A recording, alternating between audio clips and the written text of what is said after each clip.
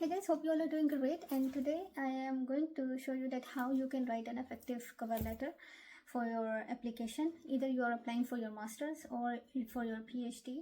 One of the most essential document in your application is your cover letter. So this video is going to cover all of the essential key points that are required to write an effective cover letter. So let's get started. Cover letter is basically a letter or a piece of writing that helps you to introduce yourself in detail. Whatever you have done in your life, your professional experience, your technical experience, your research experience, your education, not education in that much detail, but yeah, a little bit about your education and how you can be the best candidate for them and why they should choose you, because world is full of the capable people who can do your job more than better than you, right?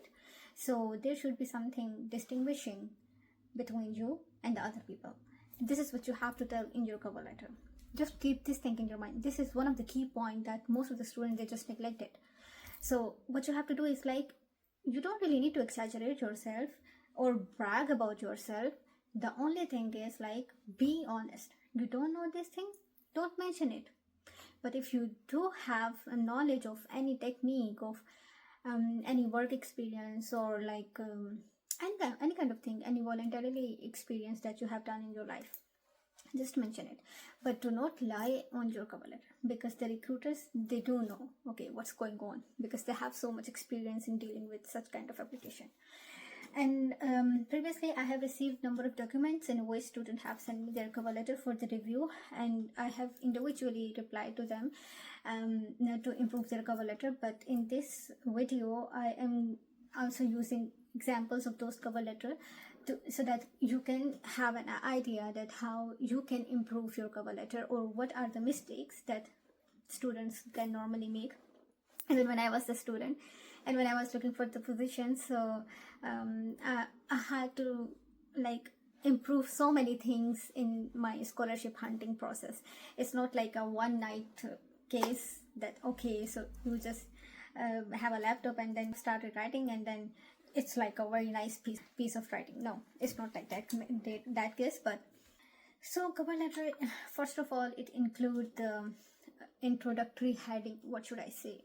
It's like maybe the respected name of a person, because normally it's a professor to whom you are sending your application, or it could be the postdoc researcher. So you can simply write their name, respected XYZ, and then their affiliation. Affiliation means their organization name, like University of Oxford, and then UK, and then the subject. Subject is one of the most important thing, and most of students, they just neglect this at all, and then they start writing their cover letter from this, that, I am writing this letter, I'm this, then that. No, this is not the case. You really need to mention the subject at the start of the cover letter, so that the reader, I know that I have advertised this position, but I really want you that you should also know that you are writing for this position. Maybe some of the students normally from Pakistan, what they do is, like, they just copy paste the whole cover letter and then they apply to the multiple position. If you are not bothering about the position, then that position is also not bothering about you. So if you are very serious about gaining the scholarship, then you have to write a separate cover letter for each and every application separately. So just keep it in your mind. Now coming back to the main context. So the subject should be in the bold writing. You know how to use the Word, Microsoft Word, and then just make subject and its detail, like cover letter for ABC position. You don't need to mention the organization name here, just ABC position, like PhD position in environmental microbiology, right? That was in my case, so I gave that example. In your case, it could be the mechanical engineering or chemical engineering or mathematics or physics, whatever it is, right? So after mentioning the subject, the first paragraph is like why you are writing this letter. I would repeat, why you are writing this letter, right? So you got to know the position from some website, from some friend. Okay, you don't really need to mention, okay, my friend told me this position, but you can mention that this is the position and this is the organization, and I have the relevant work experience, or my background or my research background is relevant to this advertised position. You really need to mention these lines in the first paragraph of the cover letter. This is essential. You can't skip this, right? And remember, the first paragraph should be of 3 to 4 lines, not more than 5 lines. I have never used 5 lines in my first paragraph. Yeah, so it should be just 3 or 4 lines. Why you are writing this letter, and what do you know about the position? Like, you really need to mention the whole title of the position from the advertisement. Okay, so you know that how to copy paste this, and then you can simply write that one. So in the second paragraph, mention your MPhil degree and your research project which you have done in your masters. Like, you have done your MPhil from guyz University, and then your master's thesis research was this, that, and then particularly you done your thesis or you performed your experiments on this topic, right? You have to mention the research topic of your master's thesis in your cover letter, in the second paragraph of your cover letter. And after mentioning the title of your thesis, master thesis, start mentioning all of the technical experience, all of the research experiences name that you have gained, that you have learned during your MPhil. In my case, it could be the molecular biology related techniques, it could be the classical microbiological techniques, like this one. I don't know much about the other field like physics or maths, so you can mold, and you know better than me that which techniques or which things that you have learned in your masters, particularly in your master thesis, in your research time. So try to mention all of them. Okay, so this would be your second paragraph. After second paragraph, in the third paragraph, you can mention your relevancy of the master thesis with the advertised PhD position, right? This is the mistake that mostly students make. They don't relate their expertise with their advertised PhD position or the master's position, whatever it is. Then because you are mentioning all of your techniques in the second paragraph, so the reader now have an idea, oh, so this man has done this, wow, great. And then in the third paragraph, you are relating your techniques that you have learned previously with the PhD project. Perfect. What else I should be wanting? Like, this is one of the most important thing, because if the person is going to hire you, he should know that you really know the ABC, A to Z of everything of the project. It's not necessary, right? You just need to learn ABC up to M or up to N, whatever it is, because nobody is very perfect at the start of the PhD. But if you have an idea, okay, these techniques I'm going to use in my project, it can play an important role in the selection of your application for the further process. So in the third paragraph, you have to relate your expertise with the requirements mentioned in the project advertisement. You can extend this paragraph up to 6 lines, up to 7 lines. It's up to you that how you are going to explain the project. Oh no, it's not like, okay, oh, Madi has asked me to explain the project, so I am writing 7 to 8 lines about the project. No, it's not like that one. You just really need to mention the project in just 1 or 2 lines. Okay, so the project is about this, and my research techniques are this, so I can use this technique to solve this problem, nothing else. Don't try to explain the project in more than 2 lines. Okay, so this is the third paragraph. Now in the fourth paragraph, that how you could be the best candidate for them.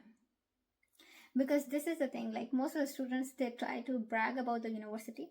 They try to, oh, this is the best ranked university, this is the best university, it has the best research facilities and this and that. No, you don't really need to mention these things, right? I am repeating this again. You just have to show them that you are the best person, you are the team leader, you have the management skills, you have the group working skills. You have to mention these skills in the cover letter, in the fourth paragraph, so that they can have an idea that why should they hire you, right? So in the fourth paragraph you can mention this one, and then in the fifth paragraph your goals, that what you are going to do after your PhD.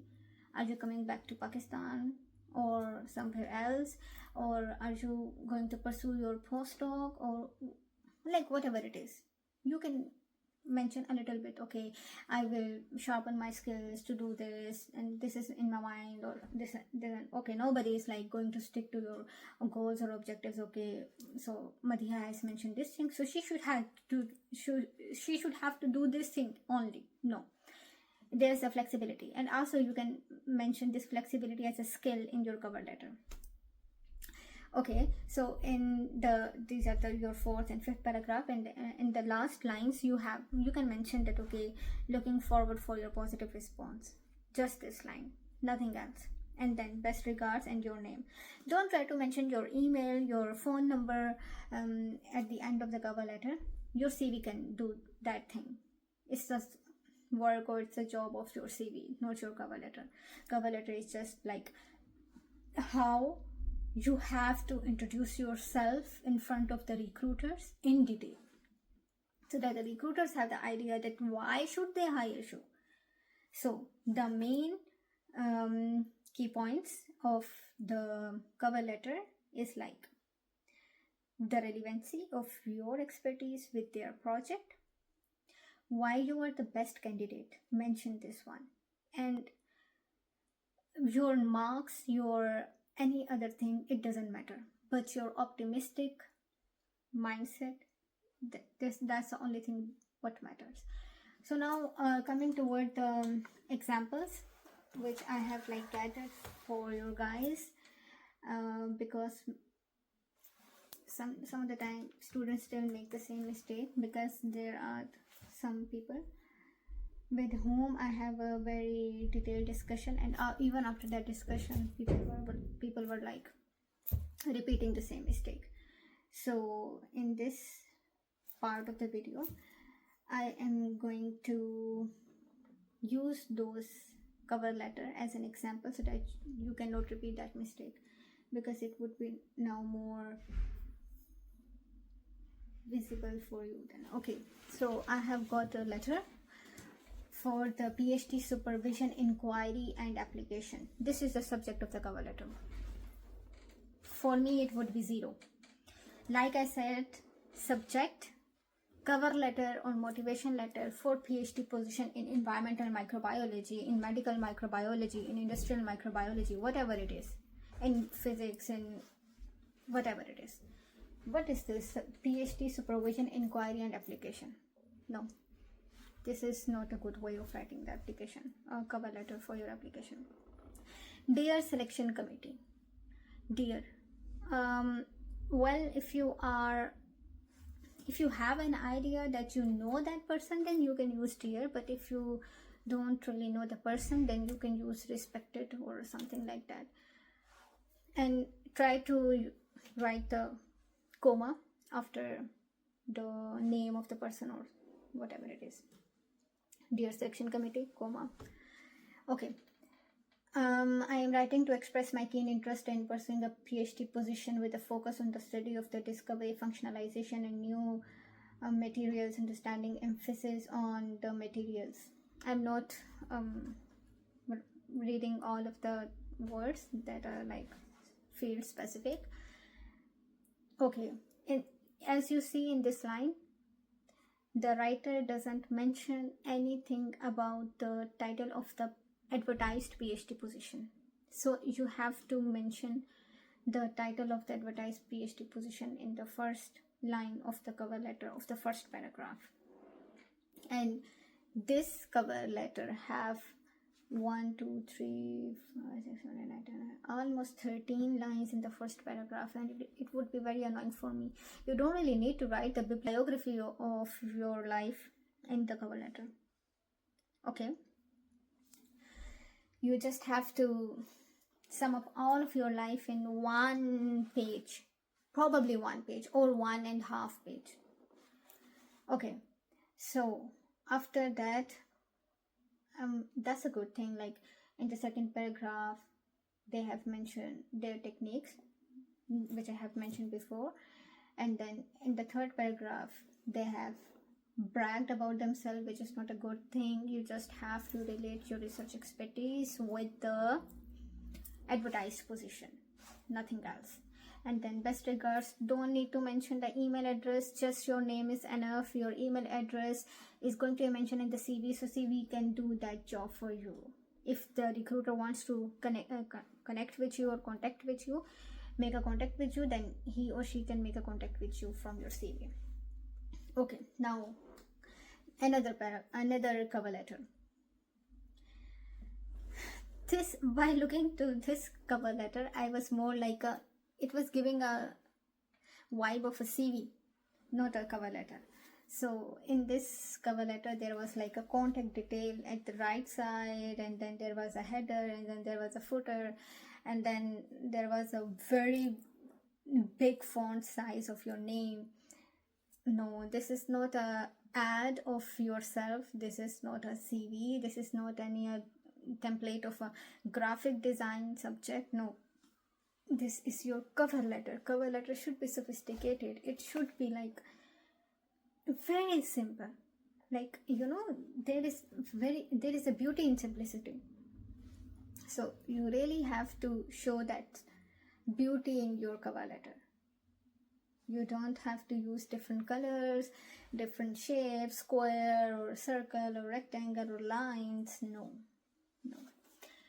So this is the only thing that I saw bad in this cover letter. Not bad, but yeah, it can be improved.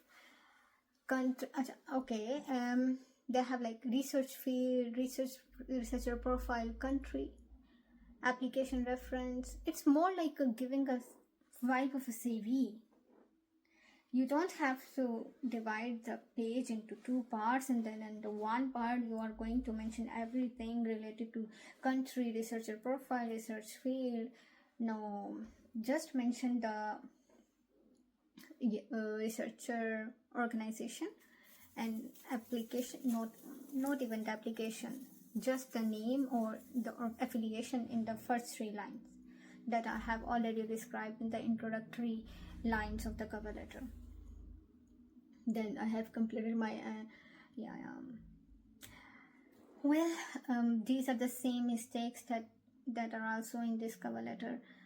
So yeah, don't make your cover letter more than 1.5 page. It's maximum 1.5 page, because the reader also get bored if you are like keep talking, keep writing about different things. So these are the 2 examples which I have shown you in this video, that what are the mistakes that students mostly make. Like they try to decorate their cover letter. No, there is no need to decorate your cover letter. And they will not mention the PhD position name, title name. You have to mention this. Try to make your subject more simple and more good, so that it can grab the attention of the reader. So, well, yeah, these are the key points from this video. I hope this video maybe helps you a little bit. If you have any question, do not hesitate to contact me through Instagram, through LinkedIn, through WhatsApp messages, or write me an email. I will try to answer your question individually. If you have any query related to that, okay, I have this problem, or what should I do if my research interests are not overlapping with the project, but I really want to apply with that, I would say then you should go for another position to find another thing. So this was all for this video for the cover letter. I hope after watching this video till end, you will be able to write a cover letter without further guidance of anyone, and also you will be able to guide others as well. So if you like this video, or this video have helped you even a little bit, or if it have helped you in correcting your any mistake or improving your cover letter, then don't forget to watch my other content as well, sorry, because we are desi and we have a slip of a tongue, so that's okay. I hope this video has answered your questions related to cover letter. So feel free to contact me in future, and I would be more than happy to help you. And bye bye, have a nice day, and best of luck in your PhD hunting journey, because I know sometimes it's very stressful and sometimes it's very disappointing, but at the end it's always worth it, because if you are like looking for the positions, it means that you know your worth and you know that you can do it. So yeah, you can do it. Bye, have a nice day, best of luck.